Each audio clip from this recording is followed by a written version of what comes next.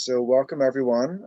My name is Mike Ewall. I'm the founder and executive director of Energy Justice Network, and I'm pleased to be able to, let's get everyone on mute. You all, okay. Okay, I am still talking, great. So pleased to introduce Alex Danovitch. I've known Alex Danovitch for several years, since he lived in Minnesota, working with Eureka Recycling, a mission-based recycler in St. Paul. And I'm just very excited that he's now a resident of Delaware County, able to contribute his experience and wisdom to those of us in this area. So we are recording, and we're going to be sharing this on YouTube in the future. But if folks have questions, please drop them in the chat.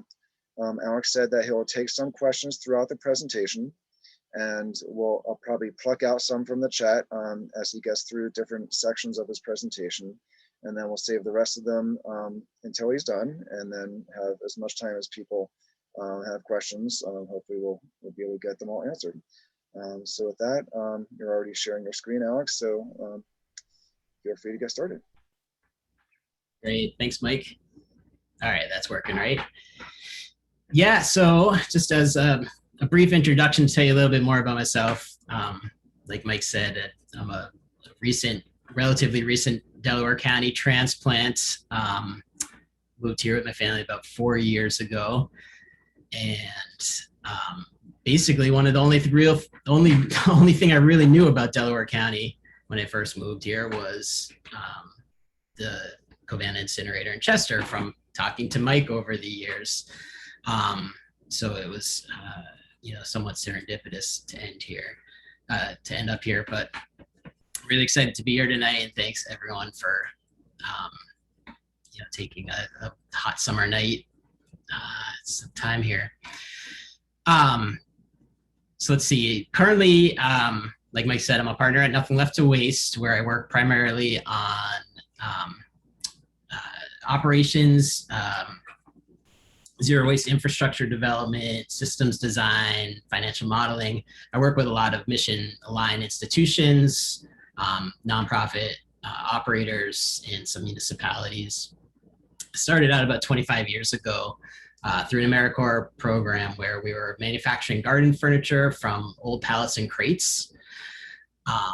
And from there, I was fortunate to get together with a team that we co-founded Eureka Recycling, which Mike mentioned is a nonprofit mission-driven recycler in the Twin Cities of Minnesota. They have contracts with the city of Minneapolis and St. Paul to provide curbside recycling. So they have a fleet of trucks that picks up the material. They have a what's called a MRF, a material recovery facility, where that material is sorted and baled and shipped to end markets. And really they look at themselves, we created it as a zero waste lab to try to create a lot of transparency in an industry that's really hard to understand. So hopefully tonight I can, share some of my insights from this operational perspective, and really help, make some of this, make some of the industry pieces that are hard to understand, see how it's relevant with the zero waste strategies that we're trying to implement. Let's see here. So this is a little bit about Eureka Recycling. I'm also currently working with Recycling Arbor, which is another nonprofit mission-driven recycler. They're in Michigan. And, this is just an example to show that there are a lot of mission-driven aligned institutions out there. They've spent about, this year, we've raised about $10 million in capital to build a facility. But both Eureka and Recycling Arbor do things very differently. And through this presentation, you'll see how there's a tremendous opportunity to work with mission-aligned organizations as you move forward with your zero waste strategies. Another thing I just want to mention is earlier last year, I was a co-author on the Zero Waste Master Plan put out by Gaia, which is the Global Alliance for Incinerator Alternatives.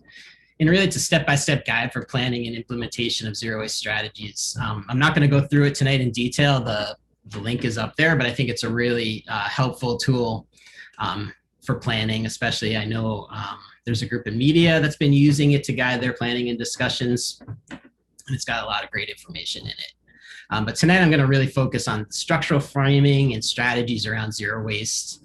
I know we're all really anxious to jump to the fix when it comes to waste issues, but the fix won't be right if we really haven't diagnosed what the problem is. And that's why the planning and long-term strategies are so important, as are the short-term bridge strategies like recycling that keep materials out of the incinerator and meet other goals. So the first thing I wanted to do was just really ground some key values of zero waste. Zero waste is something I fell in love with 25 years ago. It's impactful. As I'll talk about in a minute, authentic zero waste strategies provide significant greenhouse gas reductions. It's relatively quick. We have limited time to address the climate crisis, and most of the tools we need to implement effective zero waste strategies have been around for decades. We don't have to wait for technology to fix our waste problem. Sometimes it can certainly help, but we don't need a magic black box. And in fact, most often those are false solutions. And then finally, zero waste is cost effective. Subsidies on extraction and disposal certainly distort the economics of zero waste, but there are strategies to fix the subsidies. And in fact, zero waste creates significant jobs, more than disposal. For these reasons, I believe that zero waste is one of the most powerful strategies we have to address climate change, move towards a more just and equitable community, and build resilient local economies through economic development and job creation. A lot of people refer to this as a triple bottom line: people, planet, prosperity. And it's critical to address the impact in all three of these areas in each of the decisions we'll make, as we'll see go through this tonight. So the first thing, let's start with climate change. While avoiding climate impacts of disposal and landfills or incinerators are fairly modest in the big scheme of things,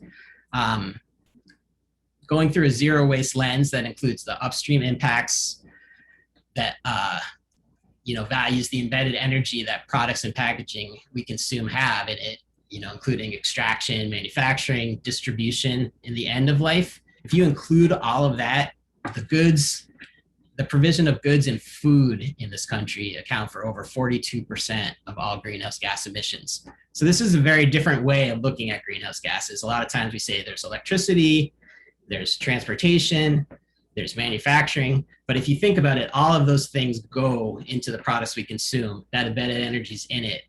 And so if we reduce that product, the associated transportation, the associated manufacturing, the associated extraction all go away as well. And that's what's really exciting about zero waste, is that huge potential to really address climate change. But when people talk about what better ways of disposal or capturing energy from waste through incineration or other false solutions, the carbon benefits of those strategies just pale in comparison to zero waste strategies that can provide at least 10 times as much carbon reductions as the avoided disposal alone.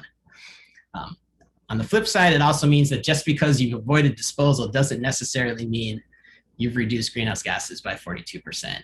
All recycling, for instance, is not equal in how you manage that material, like what it's made into, how it impacts demand for extraction. Those are what determine the environmental benefit, and that's what we're going to get more into in detail later. Healthy communities, environmental justice, I know that's the driving cause, that's why most people are here tonight. Last week, I know Mike, or 2 weeks ago, Mike presented, and there's a recording of that going along that goes into great detail, and Mike is really the expert on what's going on with air quality and environmental racism in Chester. So I won't go into the details, but clearly we need to stop harming our residents in Chester.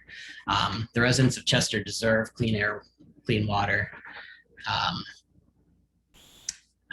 and it's absolutely a critical issue. Mike just posted a link to where that as well. You can learn a lot more on those issues. Finally, there's the jobs and economic development, another really key issue, I think, and something that can bring a lot of support to zero waste.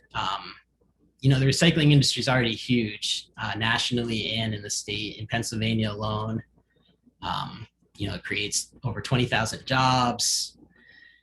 It's $475 million in tax revenue. This is just from recycling. A recent Gaia report quantified the impact of jobs created for every 10,000 tons of material, and that's what you can see on the screen there.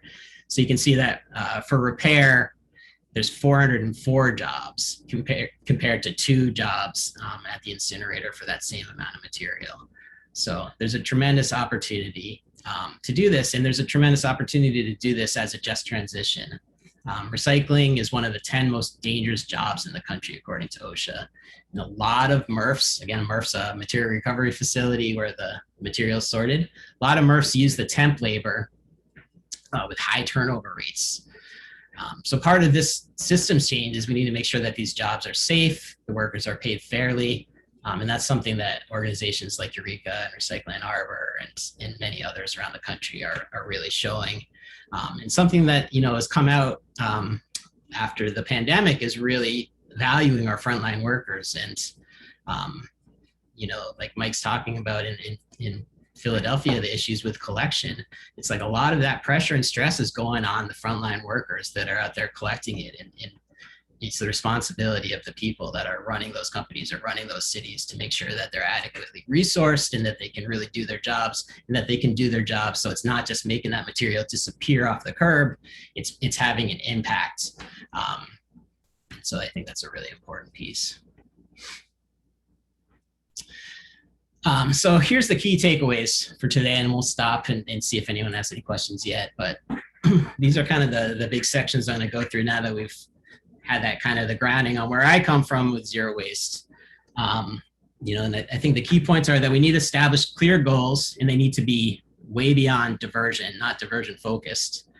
We need to understand that waste is not inevitable, and that has profound impacts on how you look at your decisions. The difference if, you're saying, well, we need to do something with it, the waste is here, versus, we can actually address why the waste is here in the first place. We need to fix recycling, not because it's going to get us to zero waste alone, but because it's a critical bridge strategy to keep that material out of the incinerator as we really address with the upstream issues. We need to build in accountability, both from, yeah, I was just going to get to EPR. I shouldn't be looking at the questions while I'm talking, but we need to build in accountability that hold producers accountable for the waste before it hits our houses, and also accountability from our community of what happens to the waste after it leaves the curb. So I'll get more into specific examples of producer responsibility, but that's really what I'm talking about. EPR is extended producer responsibility. The most prevalent example in this country is bottle bills. And, ever since the bottle bills passed, 50 years ago now, the industry has really traditionally fought it. Some of them are coming around now. But the United States is unique in the lack of regulations and control we have over our producers. Most countries have producer responsibility, and it, varying degrees, works better or worse. The best models are the ones where the community is in control.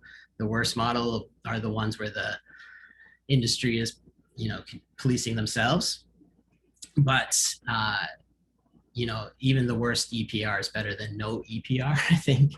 And so we really need to move in that direction where we don't just, manufacturers can't dump materials on the community and say, now it's your turn to deal with it while we, rake in record profits.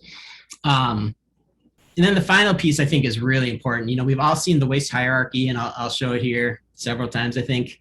But the key is we need to address the current misallocation of resources. The vast majority of resources in Delaware, not just in Delaware County, but in the country, are going to the bottom of the hierarchy. They're going to waste. And there's very little money spent at the top of the hierarchy, and we need to adjust that. And so people say, oh, there's not much going on with reduction or reuse or repair compared to disposal. And it's, it's because we're not putting any value into it, any resources. So that's what we're going to get into tonight in more detail in those sections. But I'll take a quick break, and I don't know if Mike, if there's any specific questions yet. I know it's still early, or if anyone has any quick, one or two questions before I jump in. Yeah, I don't see much in the chat question-wise yet, but Okay. folks want to jump in with a few questions, go for it. Okay, I'll keep going through this next section. All right, what is one thing Delaware County could start doing today? I'll list a bunch towards the end of this. I won't jump into it yet, but there's a lot Delaware County could be doing, especially in terms of the misallocation of resources. Let's talk about setting goals, because I think, goal setting is really where the strength of the movement comes from. Whether it's motivation around environmental justice, environmental racism, air quality, coalescing around what those goals are is what gives the movement power. No one's really passionate about, or some people might be, but it's like being passionate about having an empty trash can doesn't compare to being passionate about people being able to live healthy lives, about addressing climate change, about creating jobs. And so that's really what the focus needs to be on, is what the goals are. And I put this slide up sometimes just because, there's a wide variety of goals, and you can connect zero waste to almost everything on here. But the point is to really be clear and stay focused on impacts, and not assume that any diversion is going to get you those impacts.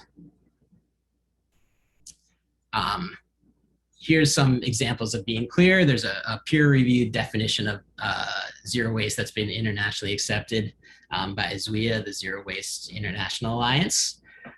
Let's read it real quick. The conservation of all resources by means of responsible production, consumption, reuse, and recovery of products, packaging, and materials without burning, with no discharges to land, water, or the air that threatens the environment or human health. I think it's really important that we all adopt this definition of zero waste so that the term isn't co-opted or used. There's a lot of times you hear zero waste to landfill, or people have different ways of using zero waste where they're mostly just talking about, keeping things out of a landfill, not really getting the benefits that we just talked about. So that's really important. Another one is an example. I had a small part in a consulting team that did a zero waste plan for the city of Boston a few years ago.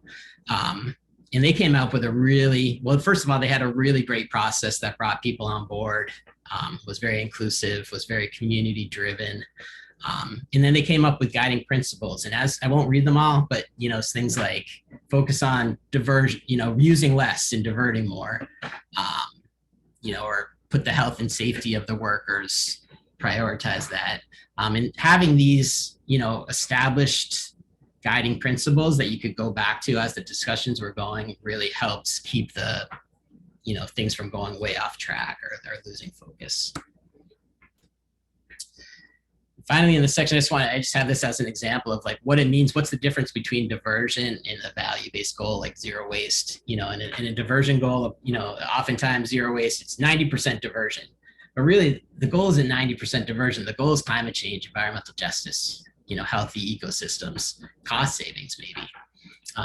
And then the questions people always ask, especially coming from 25 years of recycling, can we recycle this? Can I recycle this? Can I compost this? And I always want to go back to them and say, do you need it? What are the alternatives? Can we redesign it? Those aren't easy questions for people to hear. Having something be accepted in recycling is a lot easier than having to, maybe do something a little less convenient.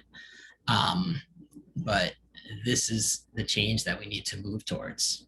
Then finally, typically zero waste has been measured in tons, but tons don't necessarily reflect carbon reductions or economic costs, or human health and toxicity. So we need to stop assuming that a ton in the recycling bin equates to something more, and we need to hold ourselves accountable to make sure that we're getting the benefits we want from the actions we take. Can pause there for a second. Are there any questions yet? Or okay. So the next kind of theme I had is waste is not inevitable.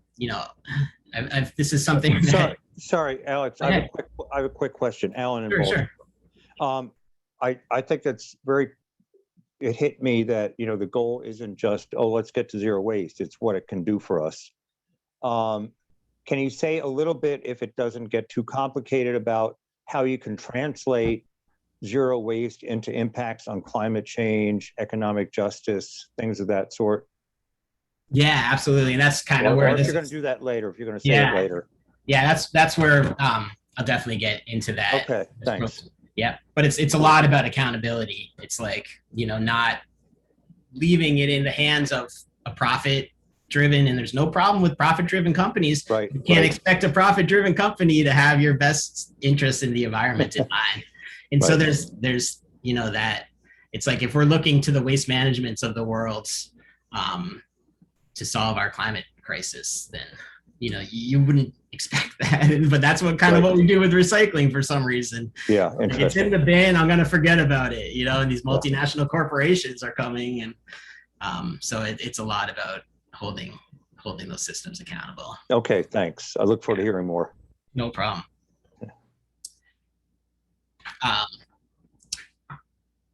Okay, so here's kind of a hypothetical question, but how many recycled plastic park benches and upcycled Capri Sun tote bags does it take to get to a zero waste world, right?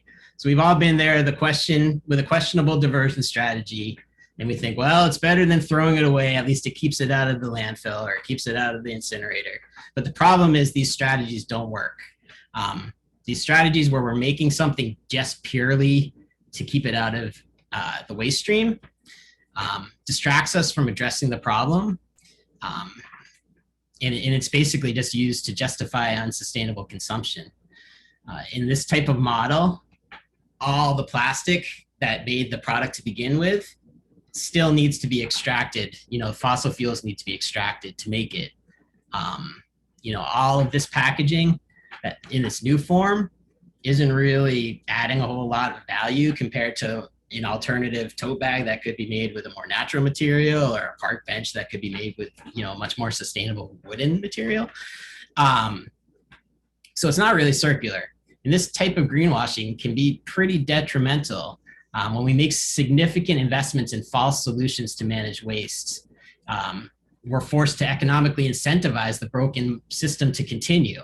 So it's like feeding the beast. Once we say, let's build a factory that makes Capri Sun pouches into tote bags, they need a supply of Capri Sun pouches, so this goes back to when we consider waste that's generated in the first place, rather than what to do with the waste we have.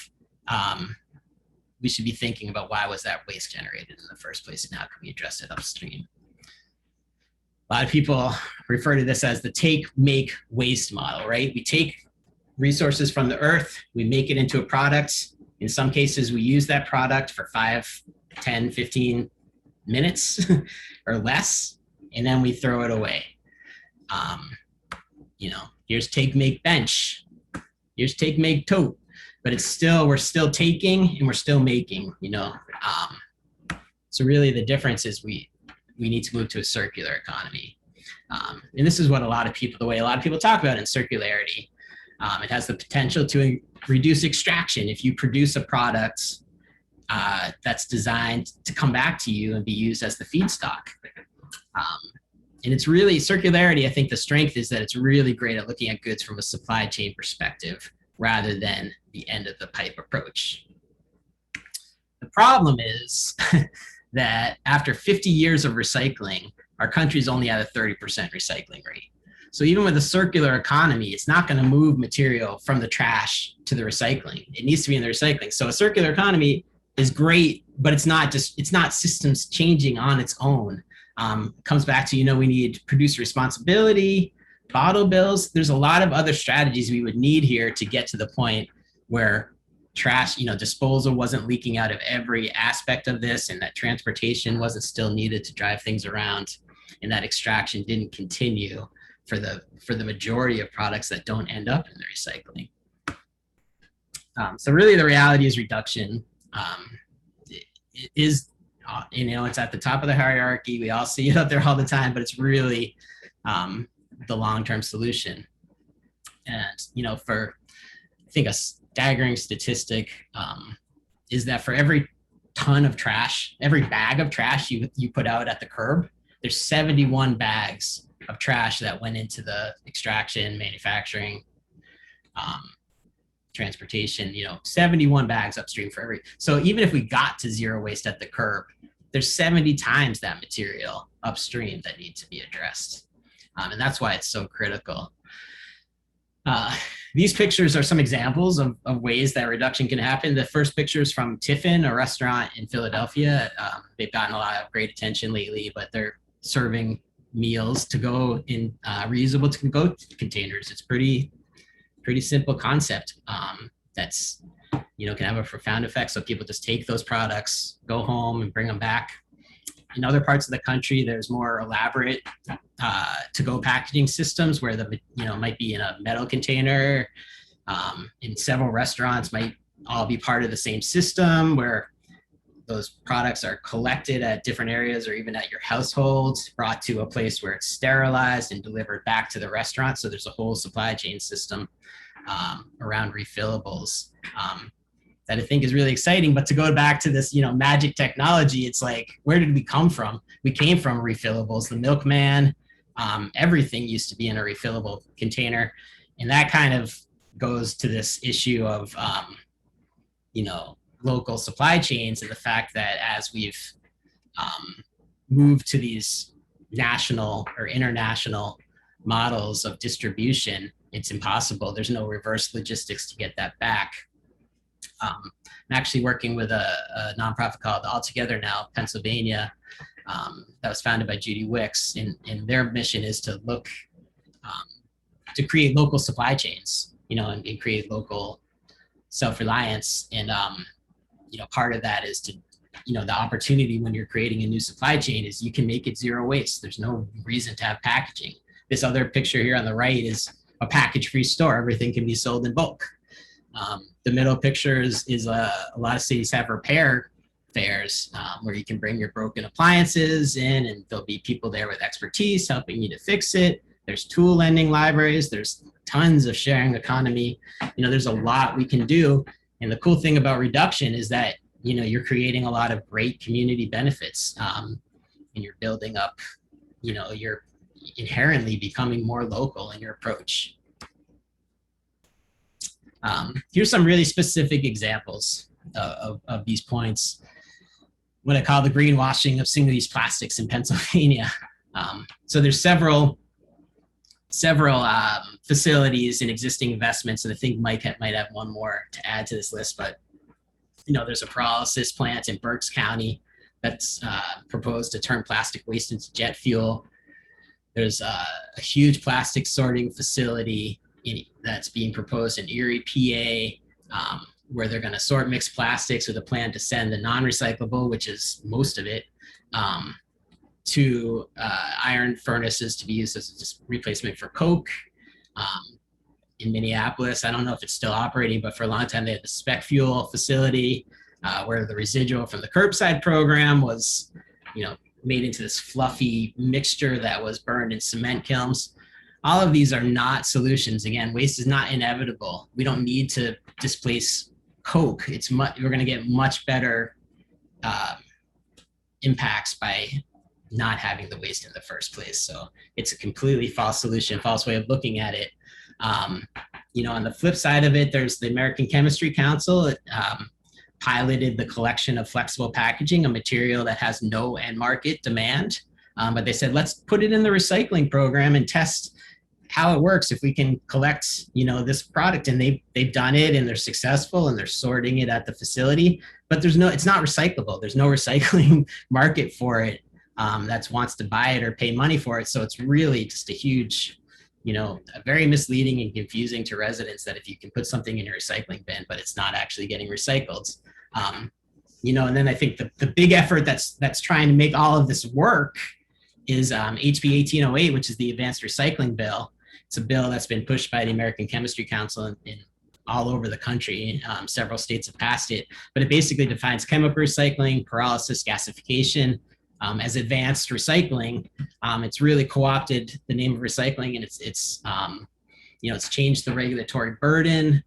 that allows these processes that I just described to be called recycling. And the fact that once this material is in the recycling stream really is a huge threat, because this sort of bill legitimizes burning of plastics for fuel. And while you're on this note, Alex, let me just give the local example real quick. I know there's been talk about one of these pyrolysis type incinerators or plastics to fuel facilities in Montgomery County around Pottstown. And most recently, we have learned about 2 proposals for pyrolysis plants in Delaware County. One has been around, excuse me, for a couple of years. A company called Agilix trying to turn plastics into fuel in Trainer at the oil refinery there. And then just this past week, we learned that Delcora, the sewage treatment plant that burns sewage sludge in Chester, is talking about building a sewage sludge pyrolysis plant to replace their incinerator. Yet pyrolysis is just basically an experimental and not usually workable version of incineration that still creates a lot of the same problems and pollution. Yeah. Thanks, Mike. Yeah, these technologies just come around. Mike helped us in Minnesota, probably 10 years ago with that pyrolysis plant that was trying to locate there. I mean, it's just, these companies take huge investments. They make a ton of money. Some of these chemical recyclers are being, sued for false investment advice. And it's crazy. And I think that really comes to this mentality of, like with the PERF, the plastic sorting facility that I mentioned, they're going to source material from the entire East Coast, from Florida to Maine. Their philosophy is just put all the plastic in the recycling bin. We'll sort out what's recyclable, and the rest will be used as a displacement for coke in an iron mill, right? It's like the problem with that is there's no feedback loop to the consumer that material is not recyclable. You don't know what's recyclable in your recycling bin and what's not. Then you hear that your recycling is being burned for energy, and you say recycling's a sham, So it's a really, really detrimental to recycling. And we'll get a lot more into the details of recycling at this slide right here. So before I get into recycling and composting details, was there any specific? There's a question on sewage sludge, what to do with it. I'm just going to try to answer that in the chat so you can continue.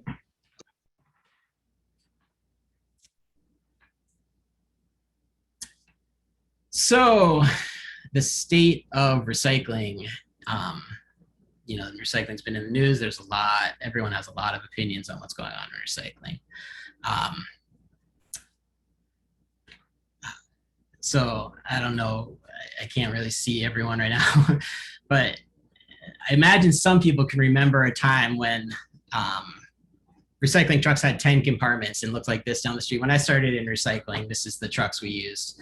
We collected recycling in 10 different streams, and what we collected was handled and driven by what the end markets bought and wanted to use to make new products. That was the point of recycling, to get feedstock to manufacturers.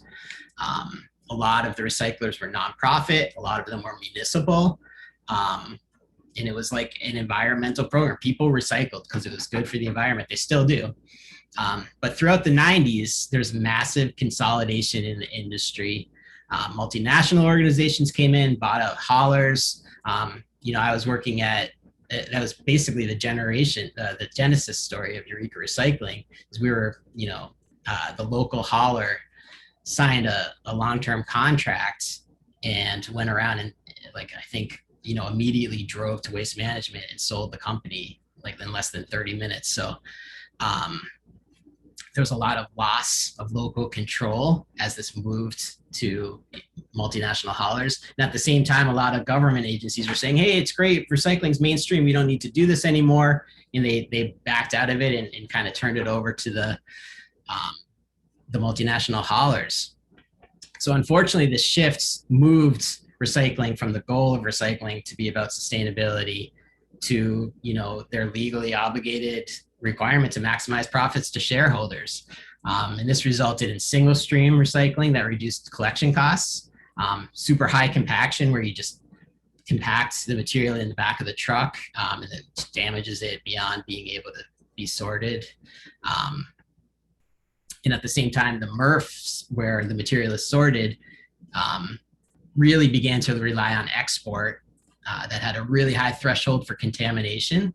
They stopped worrying about it at the curb. And that's how we've ended up where, out of a ton of recycling picked up at the curb, 20 or 25% of it might not be recyclable. And we've lost that feedback system. When we collected it in bins, the drivers could see what was in there, leave behind the non-recyclable material with a note. Now we have carts with automated collection that, no one's really seeing the recycling. And the fact that, export, mostly China, was driving the demand for mixed paper and mixed plastics, and had no, concerns about. They were building these state-of-art facilities that could handle high contamination rates. So, for a decade, that kind of direction just continued to slide. Unfortunately, the cities that are striving for really high diversion rates let this go unchecked. They're saying this is great. We're getting up higher in diversion rates. We're not worrying about what percent of it's not even recyclable. We're not reporting on that. And then finally, to top it all off, there's this proliferation of plastic packaging that was happening without any responsibility on the producer. And everyone's looking to the recyclers to solve this problem of, 15 different types of plastic bottles made with 3 different types of plastics resins. And, why can't we recycle this? So all of those kind of instances led to, inclusion of materials that aren't recyclable, handling of materials in a way that destroy their value, emphasis on convenience over quality in education, and end market needs. And then is, in general, a disconnection between generators, haulers, processors, manufacturers, and end markets. So, it was rough. And organizations like we at Eureka, we were talking about this, 15 years ago. We actually didn't even start to collect plastic bottles. We were one of the last in the country because we were just like this, they're not being made back into bottles. It's not circular. So in a lot of ways, I think, what we went through was potentially a good thing in terms of, getting us back, or at least identifying the issues of where recycling is falling and where there's a lot of greenwashing or material being thrown away. But it also has put us in this precarious position where now we have a lot of contamination, we have a lot of issues in our recycling, and that's created this vacuum for chemical recycling, plastics to fuel, to come in as an easy solution again, instead of really addressing the problem and fixing recycling the right way. There is some good news, and I'll get into the specific numbers in a minute here, but recycling has turned around. The market value of recyclables are back to where they were in 2017. Mostly, paper, which is 60% still of what, it used to be higher when people read the newspaper, but paper's still 60% of what's typically in a recycling stream. There's been billions of dollars in domestic markets coming in, when during the export craziness, domestic mills couldn't compete with China. They have these boats coming over, delivering all the goods that we purchased from China, and then, with really nothing to ship back. So the shipping was really cheap to get material back to China. Waste paper and waste metals were the #1 export from the US for a decade. So the good news is there's been billions of dollars in investments in domestic paper processing, and that's increased the demand, and the value of paper has come back strong, really strong right now. Plastics, I think the good news on plastics is that there's really no markets for mixed plastics anymore. This 1 through 7 markets, and even the 3 through 7 markets, are mostly negative values right now. And that's forced people to realize that there's really only the 1, 2s, and 5 plastics are recyclable. And a lot of programs around the country have gone to either just 1 and 2 or 1, 2, and 5. And 1, 2, and 5, that's PET bottles, like soda bottles, laundry detergent bottles, milk jugs, yogurt tubs. Those kind of plastics are the ones that there's market demand for, and that there's places that you can send it where they're making new materials with it. In fact, the value of those plastics are extremely high right now. Some plastics are worth more than aluminum today. for better or for worse. And then I saw someone mention glass in passing on the chat, but I think glass is a really interesting commodity. I was just on a call with Owens, Illinois, the largest glass manufacturer in the United States. And he was representing all glass manufacturers in that they will use every pound of recycled glass they can get. They're in demand. Every pound of glass a glass manufacturer uses in the furnace saves, I think, 60 to 70% of their energy costs. Glass is infinitely recyclable. You can recycle it over and over again. It's really an incredible material in terms of toxicity. And you talk to a MRF and they say, there's no market for glass. We can't do anything with it. We're going to use it as daily landfill cover or alternative cover on our landfill, which is literally spreading this out on top of the landfill every night so the trash doesn't blow around, and then putting more trash on top of it. So it's like a layer of glass in the middle of the landfill every day. And so this really just goes back to, it's like, the reason that the glass isn't marketable the way they're collecting it is because they're compacting it so much. It's in single stream, and they're not investing in the glass cleanup system that they need at the MRF.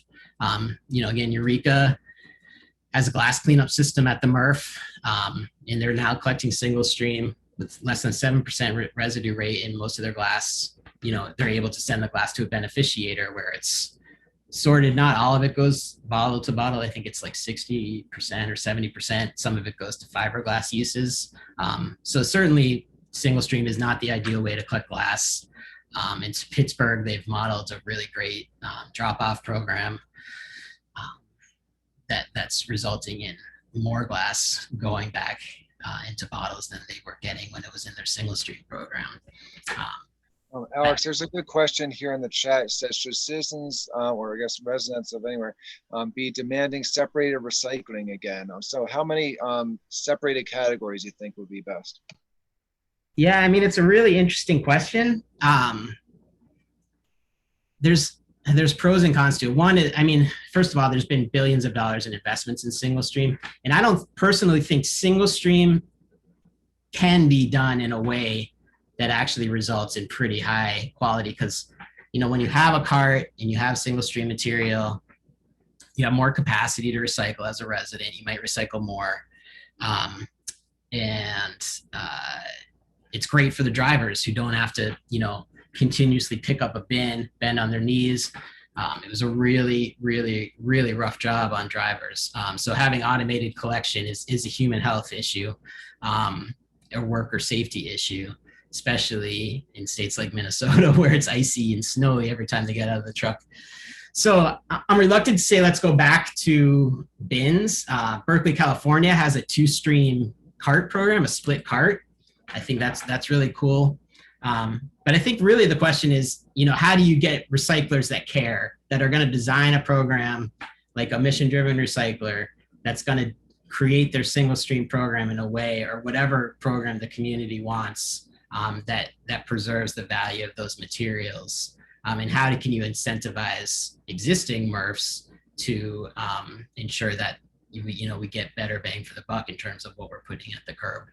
So I don't think I wish we hadn't gone to single stream, but I think the ship has sailed on that a lot. I will say Center County in Pennsylvania runs a 2-stream program where bottles and cans are in one container and all paper and stuff is in the other.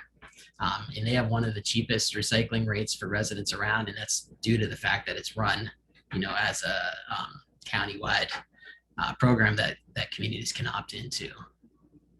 So Alex, let me ask another question that I see in the chat here. It's about glass and the colors. And I've heard a lot about this before, about the importance of separating glass by color. And if you can maybe also answer, if you were to have a community go back to dual stream, would it make more sense to segregate the glass, even if it's all the colors together, or to keep the paper separate? Yeah. I'm sorry, what was the first question again? About the glass colors needing to be separate.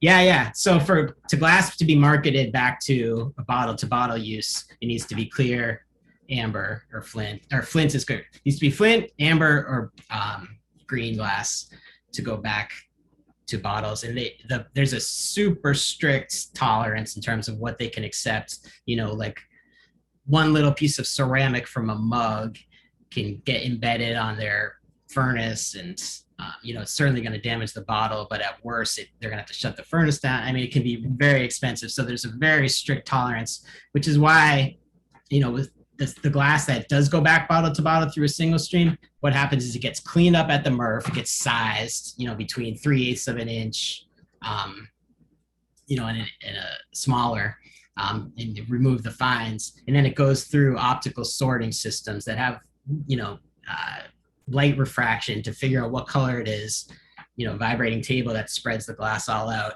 and then little jets of air that shoot the different colors of glass to different sorts. So, and that happens at a glass beneficiator. That's taking, glass from all sorts of facilities. Then they're able to sort it to a very high quality. There's one that just went into Baltimore, I heard, but I want to talk to you about that, Mike. That's achieving really high throughput with glass picked up curbside in single stream program. So, again, it's something that can happen if you work with a hauler that wants to make it work and isn't just trying to maximize their profits. Certainly they need to make a profit and they need to charge you, but they're not looking at everything in terms of, hey, I own a landfill, I can put this on the landfill, not pay anything, in fact, save money on paying for daily cover. The economics of that are just, that's why it's really challenging to work with a hauler that's making more money on disposal than they are on recycling. And then in terms of a two-stream program, I mean, certainly keeping glass separate would deal with a lot of the contamination issues. I think most mills at this point have figured out how to get paper received. Obviously they want to get the highest quality they can, but they've installed systems where they're able to address most of the quality issues in terms of what they're getting out of MRFs.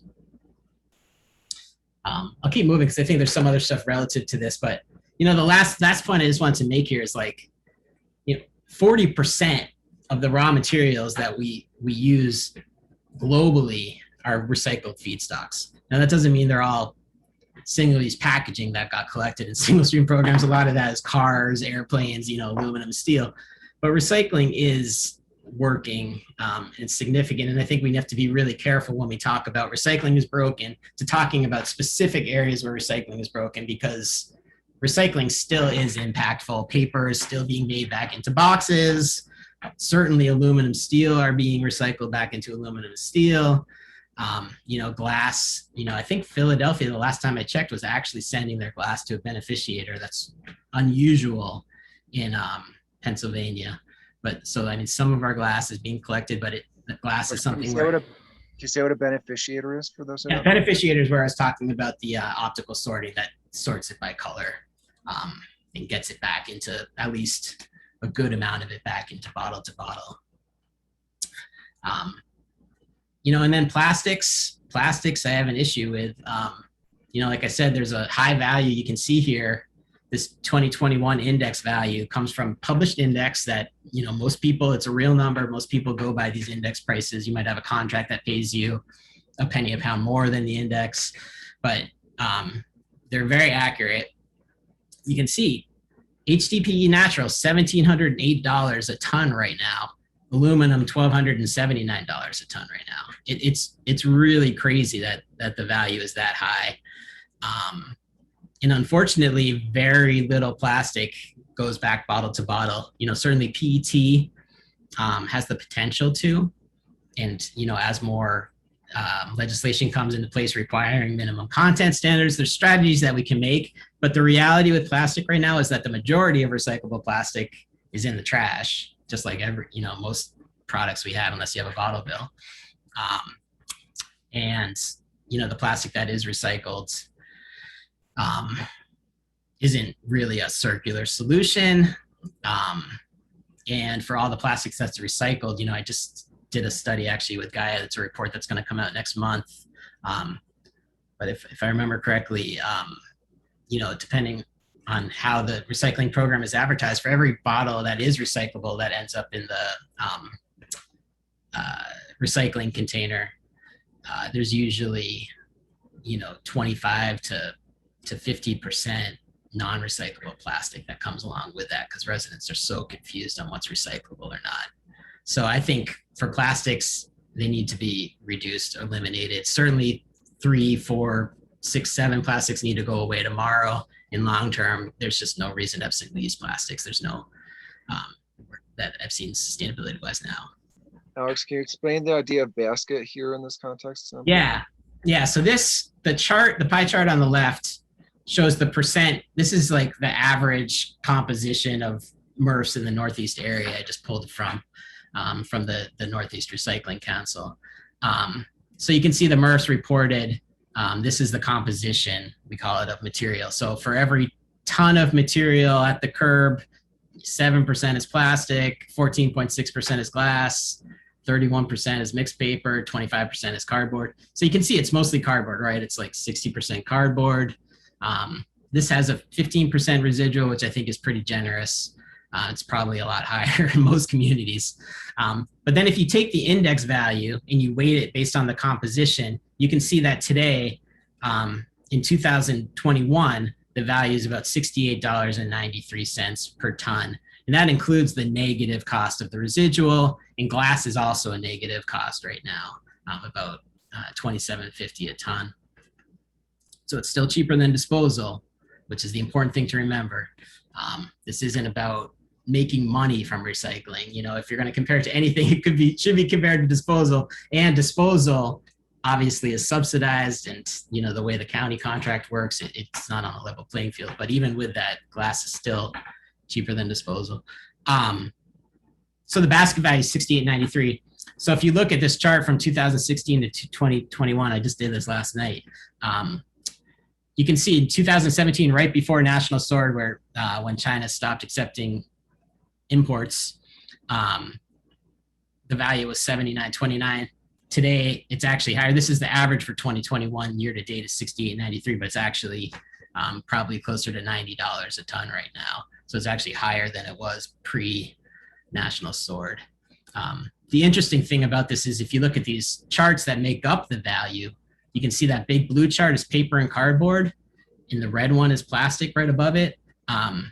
When we were exporting everything to China, they were so hungry for paper, because you think about all the goods we buy from them, it all needs to be in a package, and they're exporting most of that, so it's not like they can recover it domestically, although now they are really increasing domestic recovery. But we were just making tremendous amount of money on paper and very little on plastics. And if you look at today, it's kind of flipped. The paper's gone way down and the plastic has gone way up. Whereas you can see aluminum has stayed pretty steady, steel's stayed pretty steady, glass has been pretty steady. So it's really the paper and plastic markets that are moving a lot.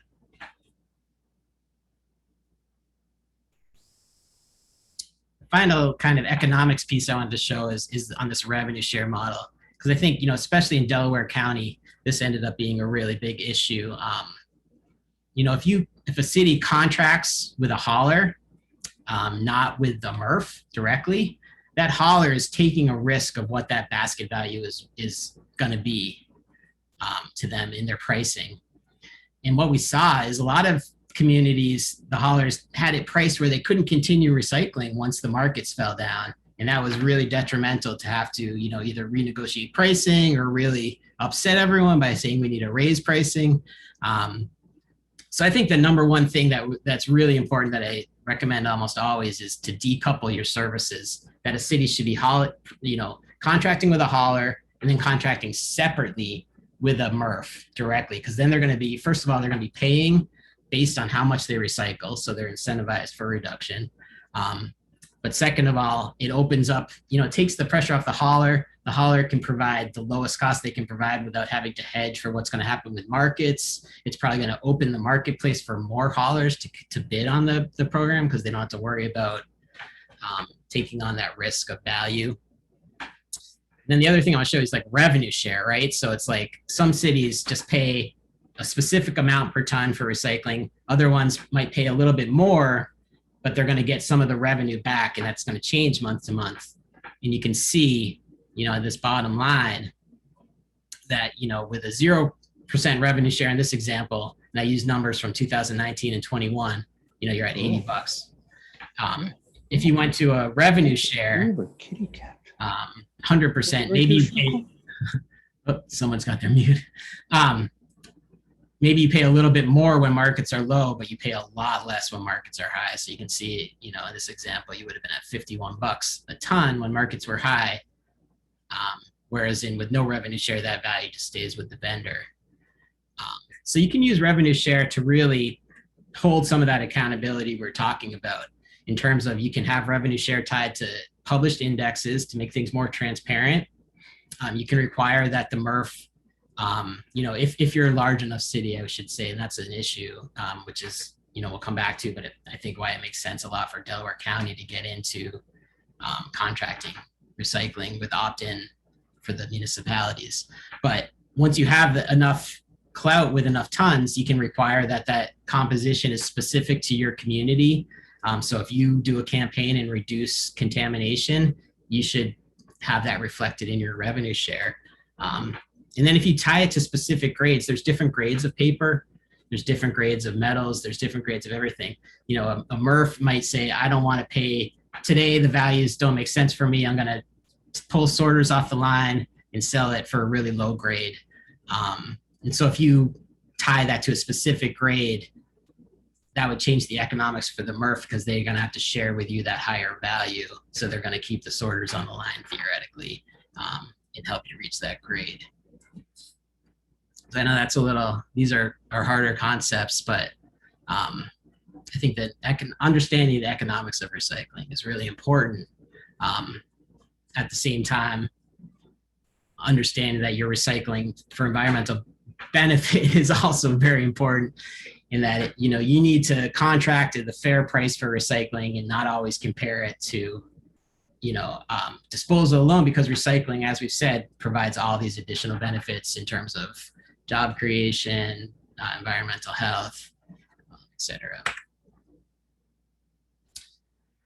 So any questions on that?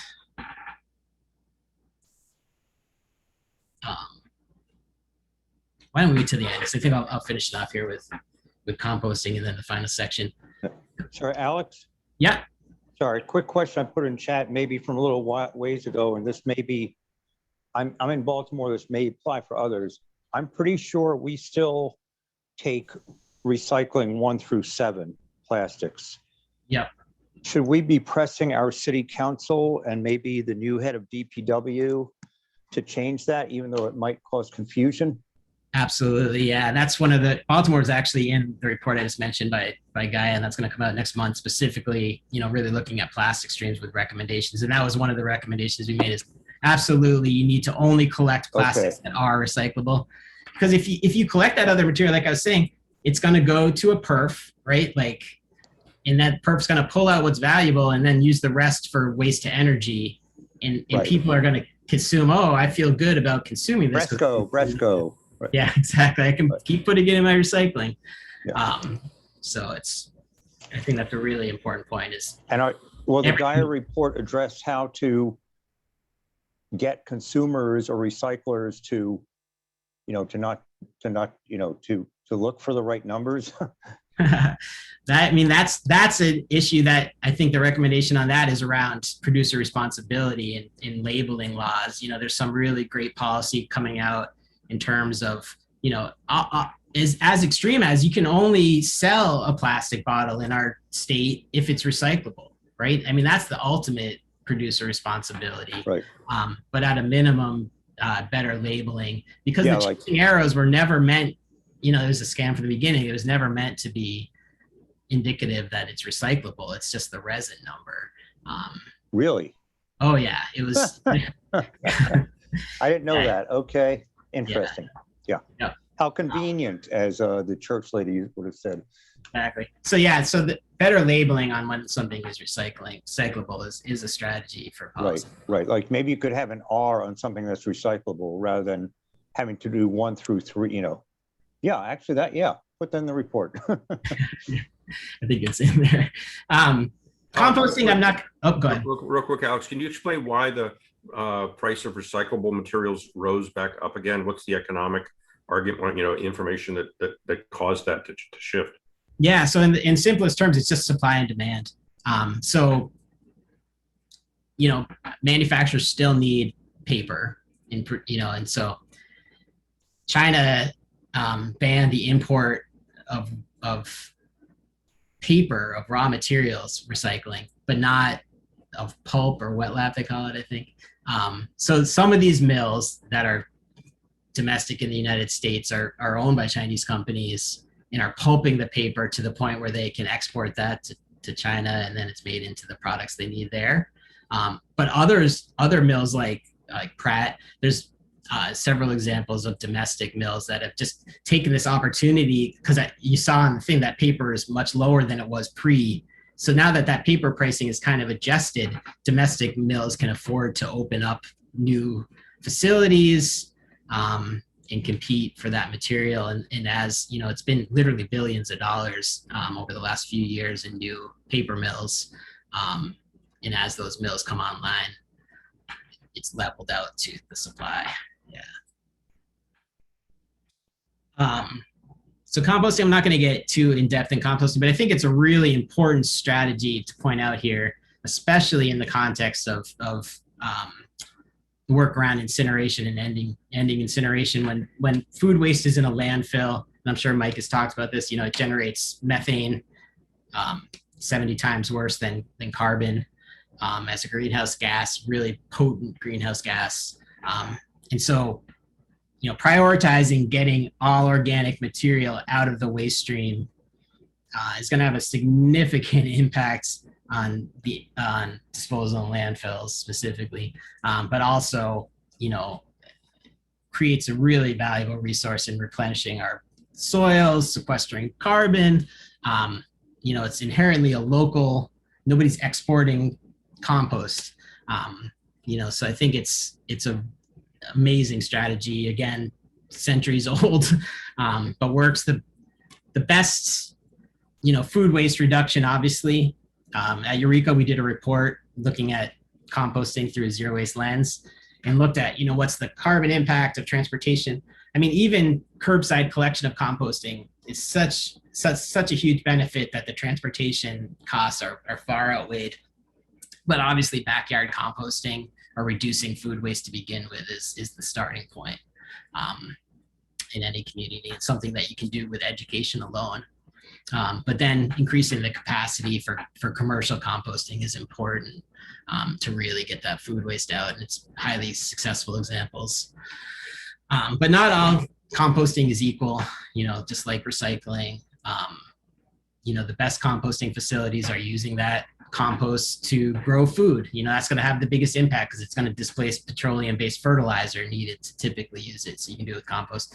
So again, it's complicated a little bit, but I mean, at the end of the day, you can understand that someone that's using windrows, old method to, compost and grow food versus somebody that wants to take your compost and put it in with a sewer sludge digester, how that would have a huge impact, difference. Both of them keep the food waste out of the disposal, but one results in much higher benefits. And I should say Delaware County has at least one incredible composter that I know of, Kitchen Harvest, but that's not enough capacity to serve the entire county if we're all reducing food waste. So the last section I had is just on accountability. And a lot of this is in the Zero Waste Master Plan, so I won't go through every specific detail, but contracts and RFPs are super powerful tools and sometimes the only thing a community really has to get towards accountability. You can do it from a county level or municipal level, but there's certainly the county's doing it with waste right now at Covanta. They have transfer stations, they have a negotiated tip fee, and then they require all the cities to bring it there, but the cities are doing that through their own hauler contracts or with their own trucks. Something similar can happen with recycling. They could put recycling out to bid and have a lot more purchasing power and allow, and have transfer stations that open up the market to additional recyclers that might be able to transfer that material longer distances and more efficient methods. More bidders is going to result in more competition. It's going to be better for the residents. So I think there's some really important pieces that you can look at from the county level. From the municipal level, I think just doing what you can to have some accountability built in there, whether it's reporting requirements, increasing transparency, including fines and penalties. If, like Mike is talking about, if you put recycling, if you in the trash, you have a $500 fine per incident or something, something significant. There's some movement that can be made there. To get to that EPR, zero waste policy, I think that from a zero waste perspective, the goals are, promote reuse and reduction over recycling. So you don't want a policy that's working against your reduction efforts. Like we said, phase out the avoidable single-use plastics and immediately replace 3, 6, and 7 plastics. And then include the full cost of disposable in the price paid by consumers. So it's moving that responsibility to the producer. And all of these can be achieved through extended producer responsibility, like a bottle bill, or a system where the manufacturers are paying the cost of disposal cooperatively. Packaging ordinances, bag bans are really impactful. Berkeley and some other California cities have fees actually on, so they'll ban like packaging at a coffee shop, they'll ban non-recyclable or non-compostable cups, but then even the recyclable and compostable cups will have a fee associated with it. So you're still incentivizing people to do reusable while eliminating disposable. Market development funds are another, that should actually be under something the county can do. They can create markets. They do it for other industries. And then finally defining recyclable, and enforcing, MRFs to really, like, we could define glass as landfill cover as not recyclable. And we did this in Minnesota, where if more than 15% of what went into a MRF was sent out through as trash, and it included landfill cover, then the solid waste tax was applied to every ton going through the MRF. So that was a huge financial incentive. And it resulted in more glass beneficiation companies locating in Minnesota. So it all kind of works in tangent. There might not be that infrastructure available right now, but having the policy will drive demand to bring the infrastructure there. Pay as you throw is a really important concept. It works. It's being used all around the world, in communities all around the country. Some cities are seeing an average of 45% waste diversion. And the really exciting part of it is that you actually see overall reduction as well. It's not like things are just moving from the trash to the recycling. It's once people start really thinking about waste, they think, oh, you know what, I can avoid this packaging, or I can buy this product that has less packaging. Oops. And then I think we've covered this early on, but being aware of the false solutions. The high levels of contamination and recycling pose serious risks, and no one wants to take a step backwards in diversion rates. They don't want to take out 25% of the material at the curb, because then their diversion rate's going down 25%. But it's critical not to co-opt the recycling stream with other disposal methods like waste to energy or the advanced recycling bill in Pennsylvania. And again, when people put things in the recycling bin, they believe it's getting made into a new product. There's a difference between wish cycling and greenwashing, right? So like wish cycling, we can address that through education, but greenwashing, where like Baltimore, like you're saying, where, it's advertised that they accept this plastic, that is very difficult to overcome.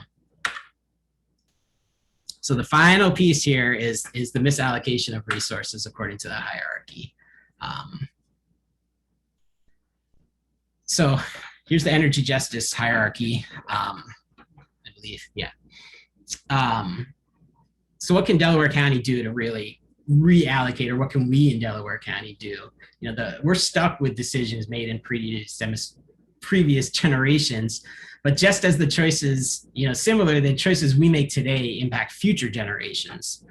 So currently Delaware County faces a lack of services in the marketplace to really get us to zero waste. And the Zero Waste Master Plan talks about conducting a gap analysis of your marketplace. And I think that's a really important next step to really understand, if we were to get to zero waste, what are the infrastructure that we need? You know, like more composting, right? Then obviously budget is always an issue. And I think a lot of that, you know, cost factors, you know, people often say, you know, recycling is broken. The fact is, trash has been broken since the day the concept was first invented. Trash doesn't make any sense. And so if you're comparing everything to a false, you know, model to begin with, it's really challenging. So there's things, you know, and then having like a put or pay contracts with Govana just exasperates that. So we need to get, you know, more on a level playing field. I think the policy reach point is like, you know, it's hard for a municipality, certainly, but even a county to implement EPR. You know, really ideally that needs to be a national policy, and there are national bills that are out there right now. It's not going to obviously pass anytime soon, but more and more people are talking about it. A lot of amazing state bills too, that's happening. And I will say, like, one good news I forgot to say earlier is, you know, the state, Pennsylvania, had a preemption act that banned the bans on plastic. So it was there for like, I think 2 or 3 years, and we think that isn't going to continue. I don't know if it's 100% sure, but it seems like it didn't get included in this year's legislature. So that's exciting. And Philadelphia is implementing their bag ban coming up here in the next month. So I'll just end with this, you know, like I said, the county there's opportunities to work to support new infrastructure, to make sure that our long-term investments don't require the perpetuation of waste, to end put or pay contracts, support countywide diversion through, you know, drop-offs, transfer stations, bringing in mission-aligned vendors. There's a lot we can do, and I think, you know, the starting point is really understanding what we're trying to achieve, what the goals are, what the timing is, and then looking at the infrastructure and really focusing on building that to make sure that that's not the limiting factor. Sorry, I know it went a little bit longer than I expected, but I think we still have about 45 minutes to kind of open it up to discussions now. Here's another link to the Zero Waste Master Plan. What's that too?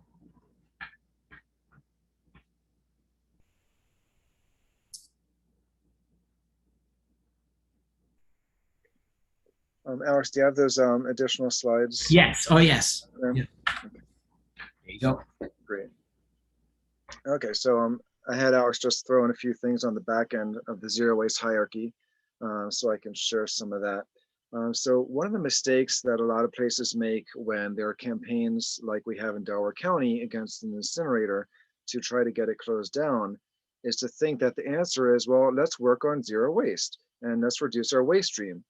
Well, if you do that, which we should definitely be doing, but think that that is the replacement for the solution being end incineration right away, you'll never get to the end of incineration. You'll end up with additional contracts for 5 years, 10 years, however many years for continued incineration while you're still trying to whittle away at reducing the waste stream.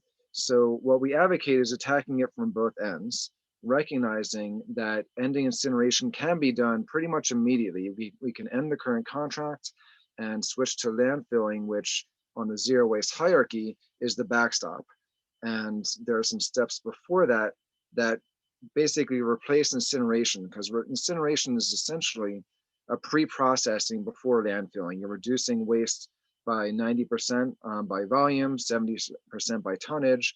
You're putting that other 70% of the tons into the air as air pollution and making the problem much worse, but the ash still goes to a landfill.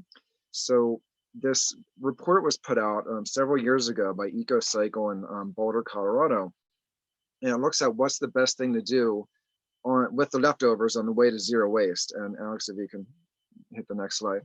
So this part's a little wonky, but basically what this is saying is that the final steps in the zero waste hierarchy, which are 2 steps, is material recovery, which is the MR in MRBT, and biological treatment prior to landfilling is what they found is the most environmentally sound thing to do. Material recovery, meaning you mechanically pull extra recyclables out of the trash bins that didn't hit the recycle bin like they should have. And then biological treatment means that you handle the organic fraction that's left with like an anaerobic digestion type of technology. So that's not going to be gassy and stinky in the landfill. And you get the water weight out of it in the process. So you have less to truck, less to fill the landfill with, and the landfill won't be so noxious, gaseous, and having odor problems and leachate problems. And that is the state of the art that we can hope for. So the path there means ending incineration and then working hard on zero waste, which includes all the front end things Alex described, but also these last 2 steps, so that we're not simply saying, oh, okay, we did our job, well, we're going to landfill the rest, but make sure that that landfill is as stable and small as possible by doing these final 2 steps. Go to the next slide, Alex. So basically we have 3 main options. We can directly landfill, which we know is bad.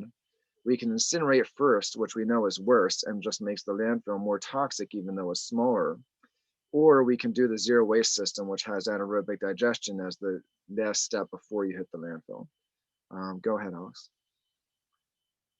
So I threw in a few other slides that might be of interest and answer some questions as well. This is a report that was done by the Center for International Environmental Law on plastics. And next slide. You can see here that reducing plastics is the best impact in terms of greenhouse gases when they look at it. Recycling is also very good, but burning it, if your choice is, do we burn the plastics or do we landfill them? It's pretty clear that burning them is going to be much more harmful than simply putting them in a landfill where they basically sit there and don't break down. So when it comes to that landfill versus incinerator debate, it's just one more piece of information to show how clear the alternatives look like on that side of things. Go ahead, Alex. And there's also a lot of advocacy in the zero waste community for compostable plastics because there's still this desire to feed the consumer culture where people have to have something disposable and take it away with them. And I think that's a real serious mistake. That when you look at any of the possible fates, you see problems there. This compostable plastic is almost entirely made from biotech corn, which is almost all the corn we have in the US. About 95% is genetically modified, so they can spray more toxic cancer-causing Roundup herbicide on it, which is mutating amphibians and whatnot. Is not a good scene. It also is the worst type of plastic, and actually no, second worst, I think, for the leaching of estrogen-like chemicals into food. So it's not even safe to eat off of it. And then no one knows where to put it. If you recycle it in the recycle bin, then it's contaminating that. If you try to compost it, well, it's hard to even find a place. And if you do, how do you know it's going to the industrial type of facility that can handle these kinds of plastics, because many composting plants can't. And if you put it in the trash, they're both bad, but it can actually be worse than straight up real plastic in a landfill because it might actually break down and create greenhouse gases. Go ahead, Alex. And this is just the last one here. This is from the Mother Jones expose, where they looked at the leaching of toxic chemicals out of different types of plastics. And they found that the polylactic acid, which they make these compostable plastics, 91% of them leached estrogen-like chemicals, whereas the only one worse was the plastic number 7, the polycarbonate. Go ahead, I think that's the last one. Yeah, okay, great.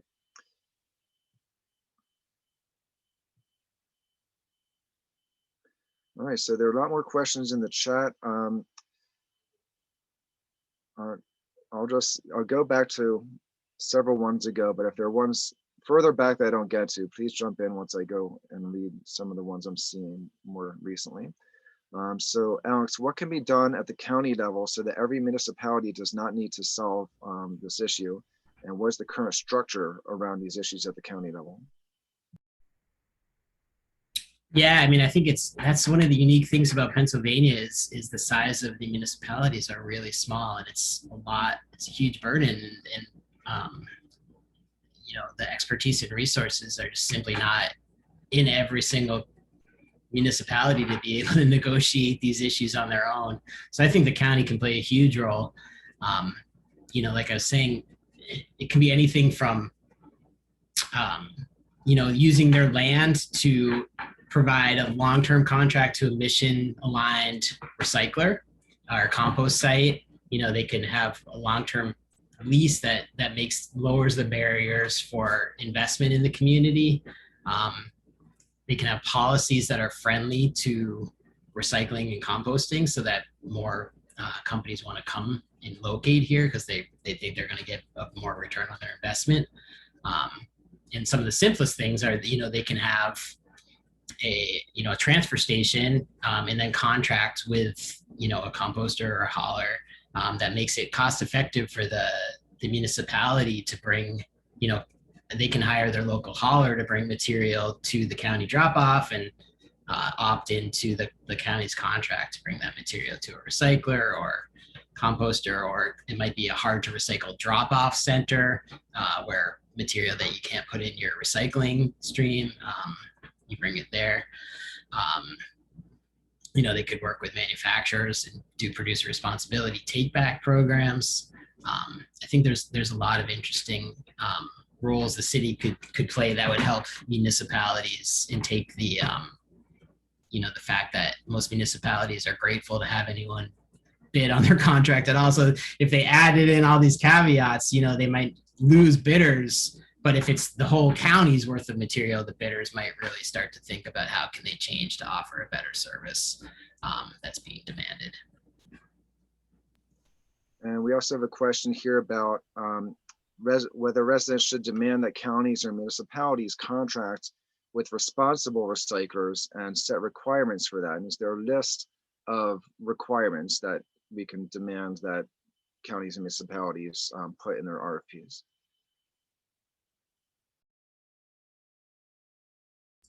Specific to recycling, is that? Or... Oh, you're on mute. Sorry, my turn to be on mute. Yeah, the question was specific to recycling, but I imagine it could also be about composting or related issues. There's a chapter in the Zero Waste Master Plan on best practices for contracting, but and I went through some of them. But I think a lot of it is how do you build that accountability? Again, you're not just delivering material and leaving it up to the profit-driven motives of a multinational hauler. So the more clearly you can articulate, the environmental or the social, you might have clauses in there that requires living wage ordinances or worker safety. You might have OSHA evaluation, minimum requirements, and there's things that you can do to move even beyond sustainability to protect the workers of the people you're contracting with. So I think there's a lot they can include. There's also a question about, are there currently anaerobic digesters operating in Delaware County? Not that I know of. I mean, there's some small scale. I don't know if there's small scale ones in Delaware County, but you can now get anaerobic digesters that fit into like a shipping container. So some institutions, like I worked with Swarthmore College, we looked at what would the cost of having a small scale anaerobic digester on site. It's pretty expensive still, but in terms of anaerobic digesters that can handle municipal volumes of material, I think the closest ones are in New Jersey, and they're still pretty far away. I know there's a new food waste one opening up, I think, in Gloucester City, New Jersey, and it's a complex issue in terms of whether it's better to do aerobic composting versus anaerobic digestion for food waste. We've been researching this and find that aerobic composting is in general far better than an anaerobic process, but that's a whole other topic. So there's another question here about dumpster mining in the future, or landfill mining for rare metals or electronic waste. Do you have any comments on that? For like your lost hard drive that has all your Bitcoin on it. It could happen. This whole, I don't think we've seen the trajectory on the the scarcity, the value of resources related to their scarcity, that it's getting to the place yet with landfills. But I wouldn't be surprised someday far in the future. Unfortunately, and Mike, you can probably speak to this better than I can, landfills don't last that long, really. Right? I mean, there's issues with landfills.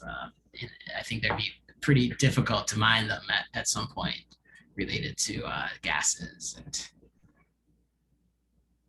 Yeah, well, they kind of stick around almost forever unless they're on a coast and they get washed away with global warming related flooding. Yeah. But yeah, in Pennsylvania, we just keep expanding them, so they do stick around for a long time. But how mineable that makes them, I don't know what that's going to look like yet. So I don't see other recent questions. Does anyone else want to just either raise your hand or just jump in with questions? Feel free.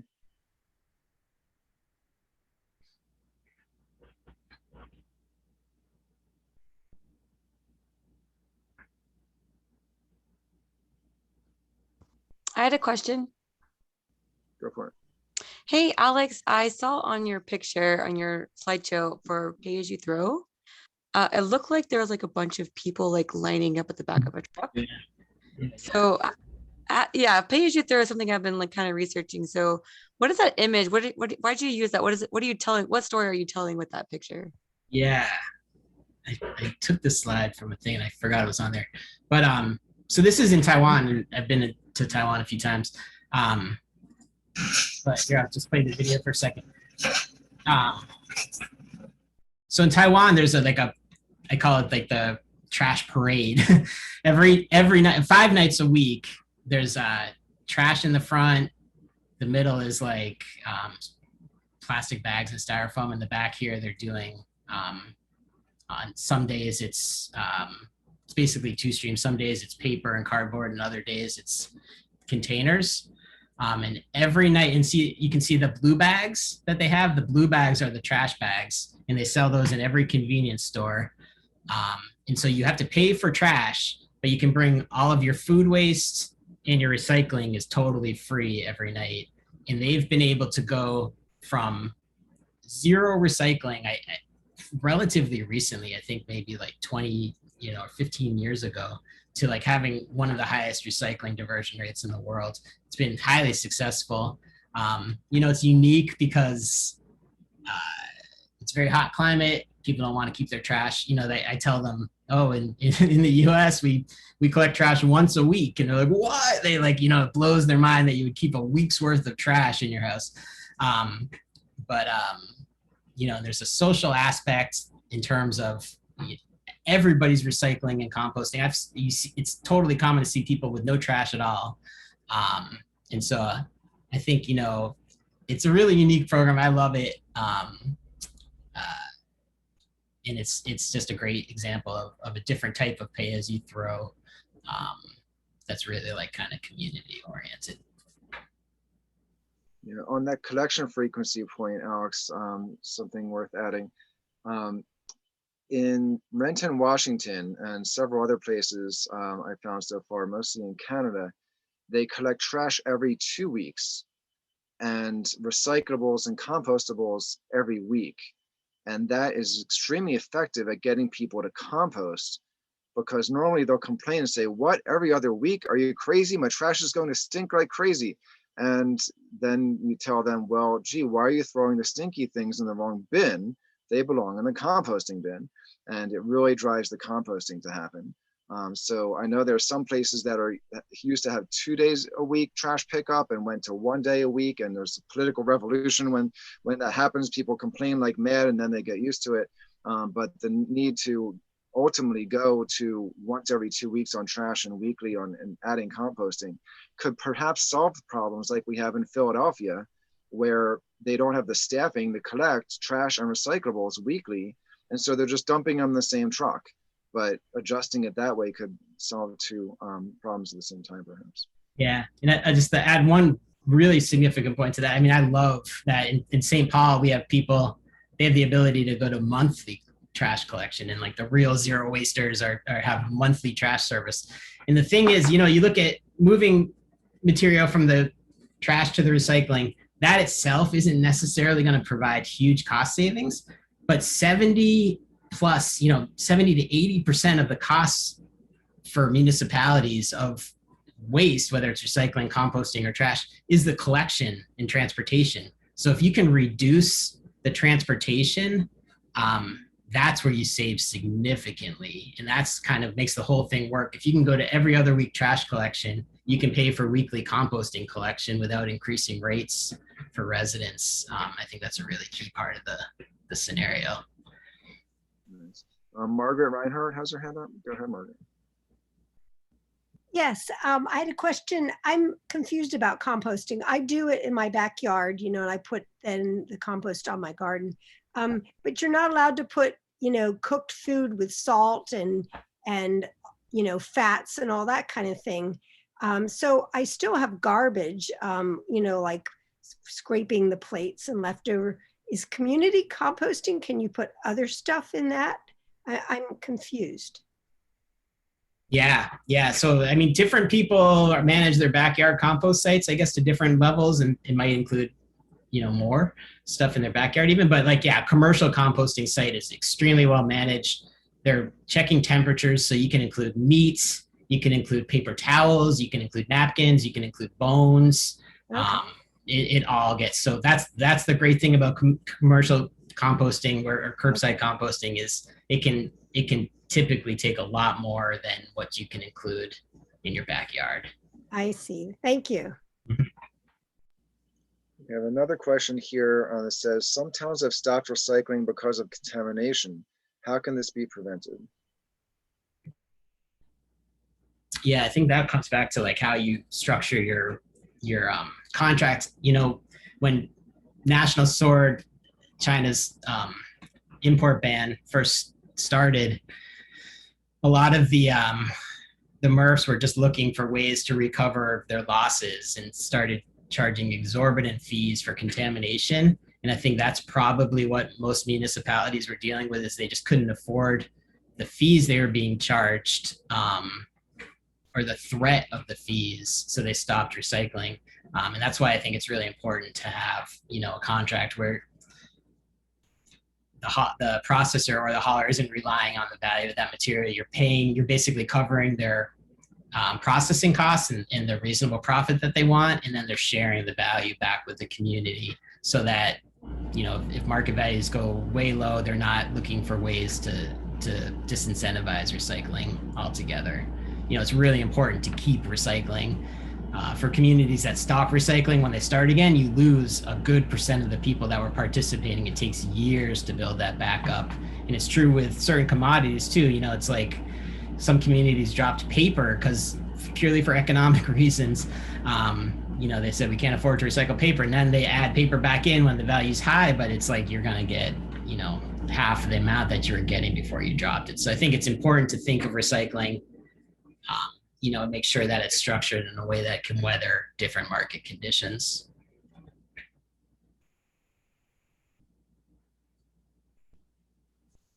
Tara's a question. Tara, you want to go ahead and ask it?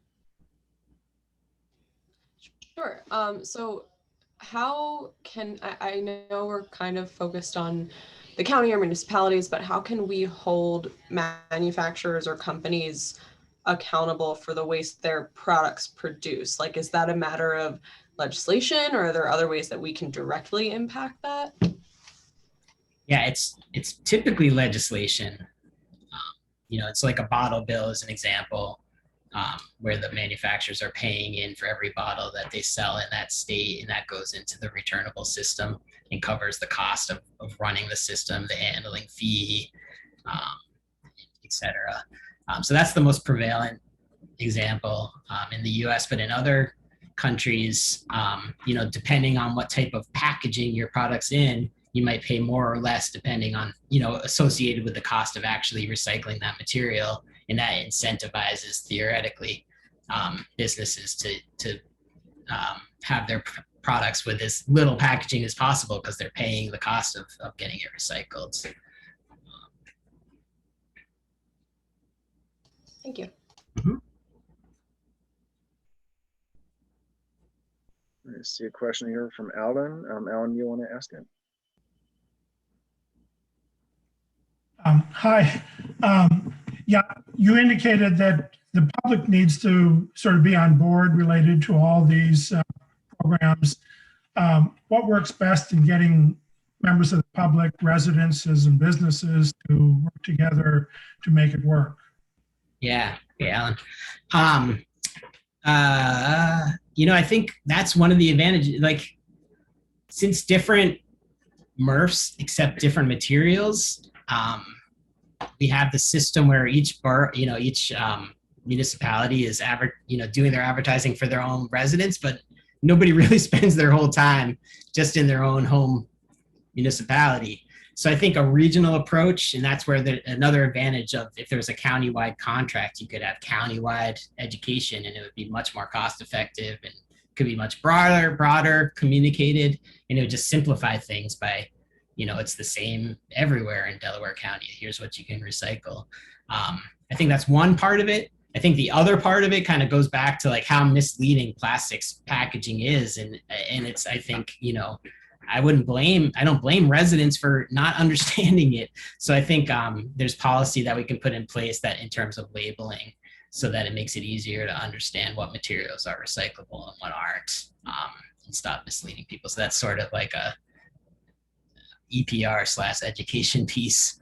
But I think you're right, education is huge and it needs to be ongoing. I think another thing is, like, education shouldn't just be about diversion alone. It should be bringing in all of these benefits so that, you can connect with someone. There's so many benefits that there's going to be some issue, whether it's climate change or social justice or, the economy.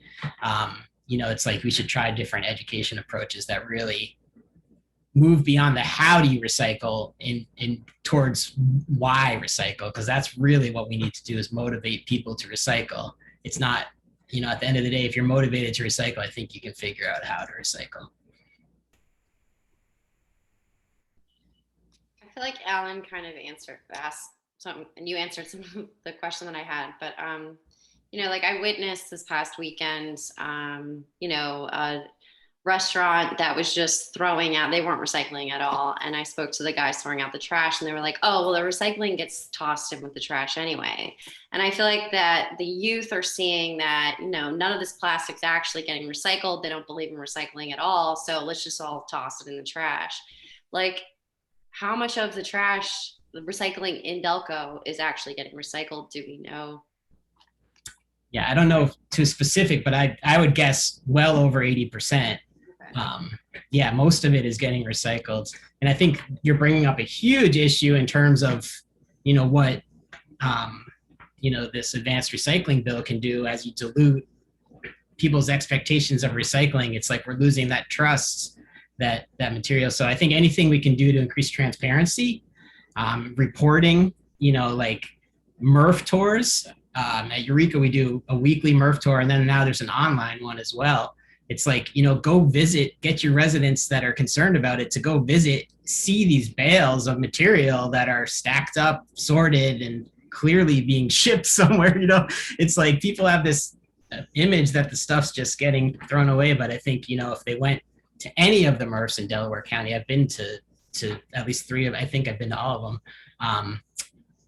They're all doing a great job to varying degrees. I think there's a lot, like I pointed out, there's things they could do better, but they're all legitimately recycling. I would not have any hesitation of recycling with any one of them. It still provides a tremendous benefit. So Alex, let me ask a clarifying question on that. So you're saying at least 80% is getting recycled, but that's what ends up at the material recovery facility or the MRF, right? So when we look at examples like in Chester, where people can't even get their trash picked up properly, but when they do, a lot of the times the recyclables are being dumped in the trash trucks, just like Philadelphia's been doing. And you have so many small municipalities in Delaware County that fall under the population that they're required to recycle, and some are just not even recycling. So what do we know, if it, like, are there any numbers that you're aware of that can quantify of the stuff that's picked up at the curb, even how much of that even makes it to a MRF to get that 80%? Right. And that's a key point. If you fix recycling, you still have, I don't know what the recycling rates, and I think each municipality sort of has to report it. They have that data usually. But, I know nationally it's somewhere around 35%. States that have bottle bills, returnable bottles, do better. Other states do worse. But, I think in general in the United States, 65% of waste to begin with is in the trash, and only 35% is recyclable.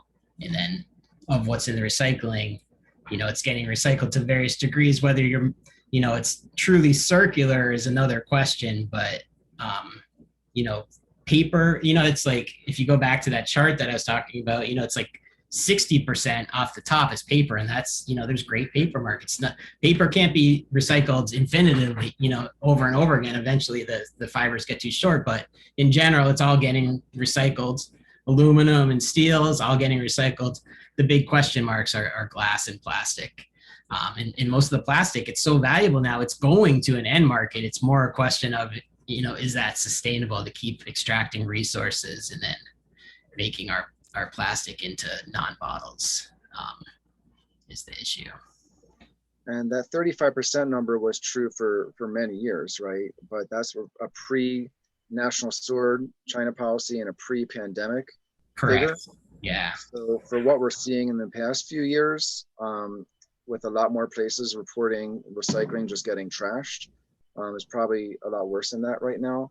I'm encouraged to hear that the recycling markets are so strong though, and that the value, especially of the 1s and 2 plastics are so high right now. Where do you see the disconnect between, or how can you explain what seems to be a disconnect between strong recycling markets and municipalities still getting charged more than waste disposal by haulers to do the recycling, which is apparently leading them to ditch the recycling in some cases? Yeah, I mean, I think part of the problem is the labor market's so tight that like it's extremely difficult to get drivers positions filled right now. So I don't know if that's what's going on in Philadelphia or part of the issue. But certainly, it goes back to like how you treat your employees, and the lower turnover you have, the better your positions. So it's like these living wage ordinances, it's like good business when you can't get anyone to come in and drive and realize that you just burned your bridges through, all your employees. So I think a lot of it is more on the collection end. We don't have enough drivers, so we're going to just tell them to pick up both streams because we don't have another body to be in this truck. I think another piece of it is, disconnect with the hauler. If you're not contracting directly with the MRF, if you're contracting with the hauler, you're giving the hauler those decisions to make on a day-to-day basis. If they have to drive an extra 30 minutes to get to the MRF and they can get to the landfill faster, if you don't have the accountability built in there to really force that issue, then they're going to make those decisions every day, and they might, decide that it's not worth it for them, even if there's more value. Like I said, it's most of the cost is in the collection. So it's like, I feel like the recycling crisis was a little overblown in terms of municipalities. For a big city, it comes out to be a big number, but not compared to the city's budget, right? I mean, it's, and so like a 200% increase in processing costs doesn't mean that's 200% more for the community. It's, 200% of 20%, or whatever, so it's, I think a lot of it is just really holding the hauling side of it accountable to get it to the MRF, because the MRF wants that material and is going to recycle that material. And I think you bring up a really good point. It's like Philadelphia, when they were saying, oh, there's no market, we don't have a MRF anymore, which happened for various reasons, but was exacerbated by the China crisis. They were sending that material directly to the trash. And then people were misunderstanding that, oh, all the recycling's being thrown away. But it's like, if recycling made it to a MRF, there might have been like short periods of time where some of it was getting recycled if they really just couldn't move it at all. But that didn't last very long. I don't think, very large amounts of material is being thrown away at the MRF. I think, like you're saying, it was thrown away because it wasn't making it to the MRF.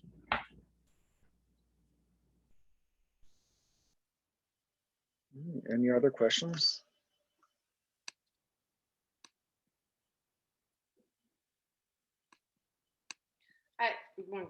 One question. I feel like you may have covered this earlier, and Mike, you and I may have talked about this, but can you remind me, in Delaware County, so is every municipality contracting with their own recycling hauler? Okay. If they have one. If you have one. Yeah. Some of them are. Yeah. And some, I think some are hauling it themselves. Like they have their Department of Public Works has their own trucks. Okay. Thank you so much for everything tonight. This has been so informative. Yeah, thank you. This has been great. I'm really excited about the momentum and what's going on in Delaware County. So We've got another question here that's just hitting me directly in the chat. It says, anything being done about disposed prescription drug bottles and drywall and food 10-gallon buckets? yeah, I mean, I think this is where like a hard to recycle drop off is really needed for these types of, not high volume materials. I think most pill bottles nowadays, it might be, they're very, I don't think any of them are made with PVC anymore. I don't know, Mike. They're number 5s. They used to be 6s. They're number 5s now. Yeah. So they can be recycled. They can be recycled technically, but at a MRF, yeah, they fall through. Anything too small falls through the cracks. And even if it's made out of recycled material, it doesn't necessarily mean it's going to end up in the right bale where it gets recycled. So some of those things would be much better at a drop off. 10-gallon buckets are totally recyclable. But again, it can cause disruptions to a recycling system because it's not designed to handle those kind of large materials.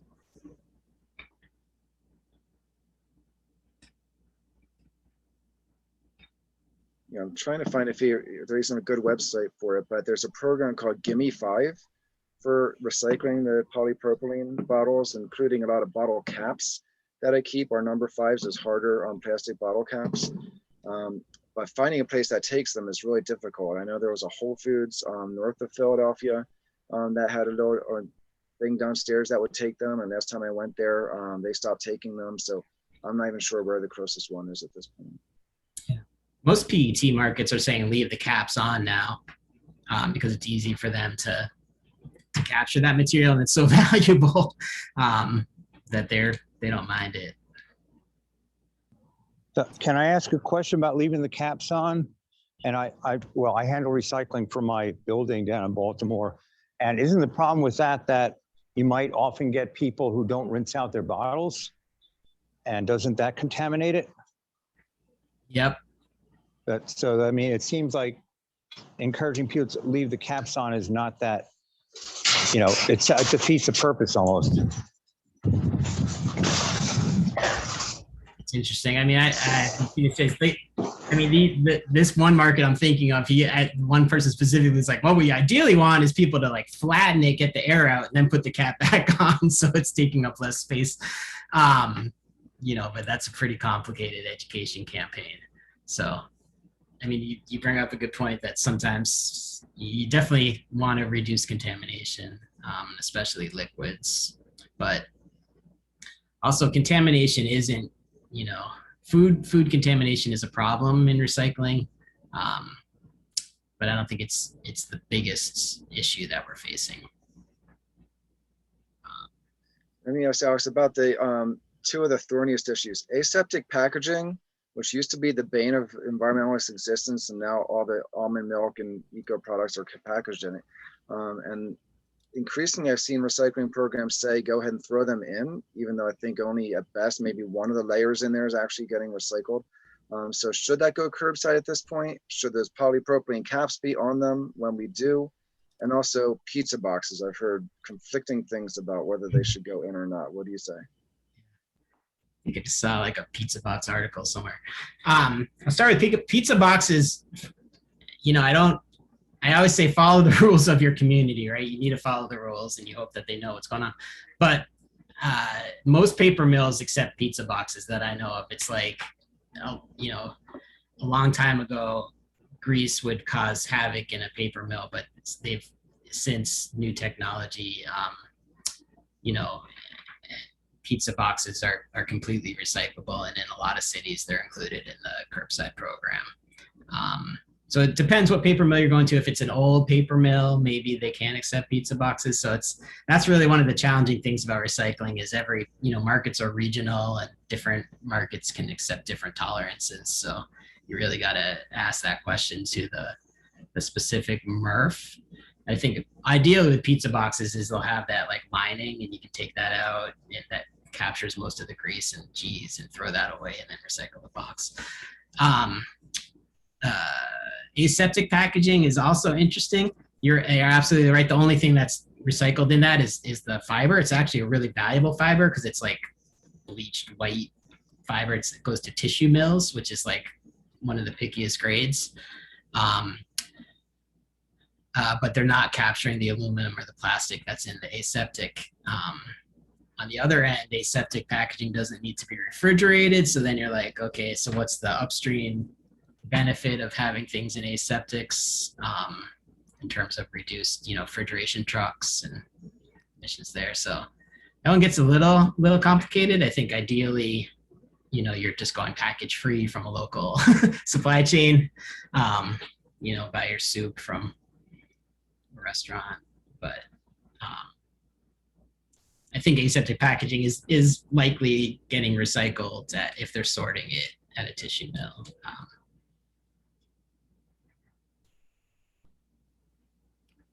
Okay, any other questions? We're coming up on 2 hours. Are we out of questions yet or